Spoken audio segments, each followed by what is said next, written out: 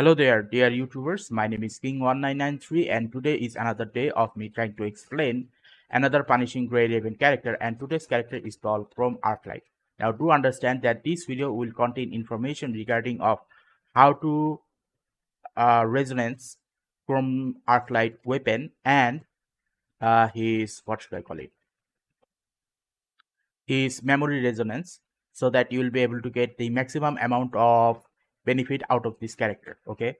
Now, this video will also be able to help the intermediate and the beginner players and not the advanced player, because they will be doing their own way of playing the game. So I'm not going to be talking about the advanced player, only the intermediate and the beginners. Okay, so that you guys will be able to benefit this. Anyway, so when it comes to this character, do understand that again the information that are provided in this section here is going to be mostly inaccurate. Okay, which section? This detail section. So most of the time what you'll see that a 5-star weapon is in the first category, and something else. Okay, so if the information in that place is inaccurate, then where can you get the proper information from? Now, there is a certain website goes by the name greyravens.com. This website is made by Kuro Games company, and the information here is highly accurate. Okay, now when it comes to the information, let's click on this character here.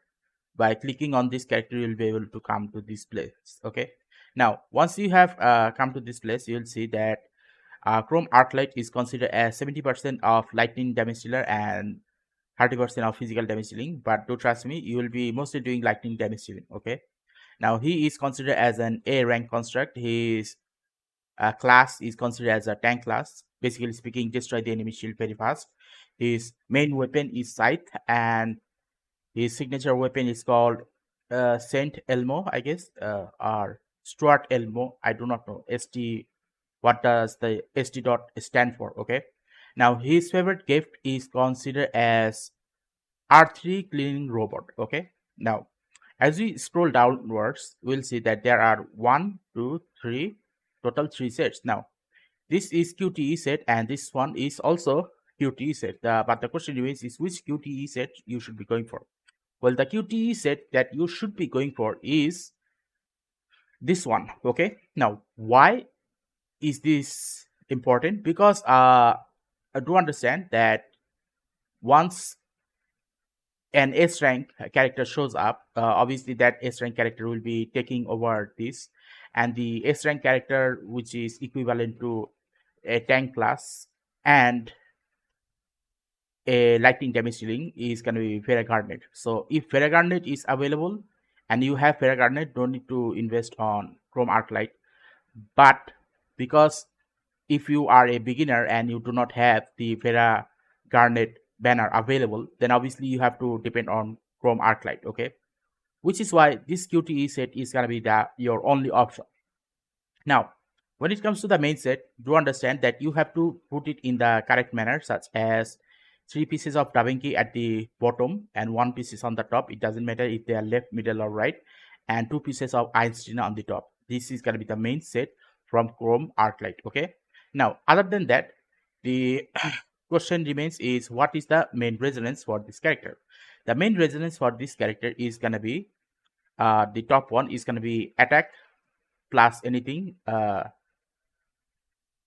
6x. Okay, and the class skill is going to be 6x. So that is basically how he is going to be working. Okay, now it does written here that usage is going to be Phantom Fencase, Norman Revival Plan I, and high difficulty content. So that is basically how it works. Not use much after Ferrogarnet. Okay, so as you can see here, if Ferrogarnet is available, his usage is going to be going down. Okay, now as you scroll downwards, you'll see that there are no weapon resonance written here. And so where can you get the information which is similar to weapon resonance for this character? Well, you can look at Ferrogarnet, because they are basically almost the same character in terms of their class category. Okay, so from that point of perspective, I would suggest that you do the following thing. And what is the following thing that you should be doing? Thunder shake, obviously. Deadline timing, because sometimes you have to put chrome light on the field to attack the enemies, and last one is going to be Matrix Lightning. Okay, now why these three? Okay, let's talk about that. Thunder shape is inflict thunder effect upon lightning damage. Okay, thunder reduces target's lightning resistance by 8 seconds for 8 percentage. Okay, 8 percentage for 8 seconds. Repeating triggering refresh the duration. Okay, so which is why you should be going for this one.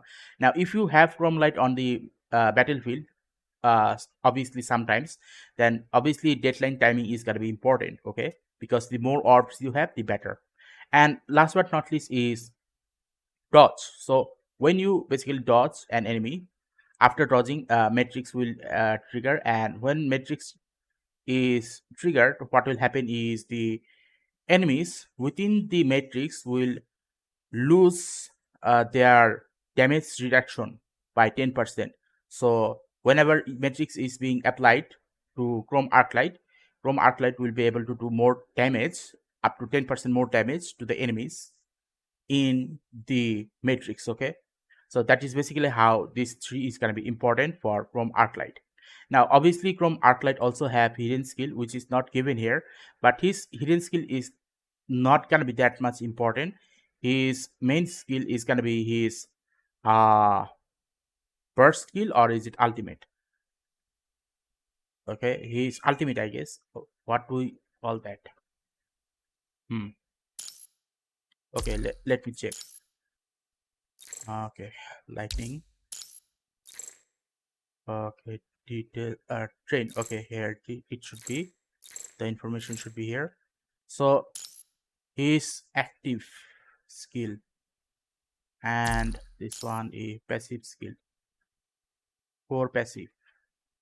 Okay. So what his active skill is gonna be the one which will be doing the most amount of damage. Okay, and his passive skill is more like the hidden skill. Hidden skill is activated when you follow a certain pattern, such as spinning a blue orb after any 3 ping generates shield of maximum HP. When the shield expires and becomes refreshed, it explodes and dealing 200 more lightning damage. So his passive skill is not that much great. Okay, hidden skill is not that much great. His uh, signature move. Oh, okay. His signature move is the main thing that you should be going for. So that is basically how this character works. Okay.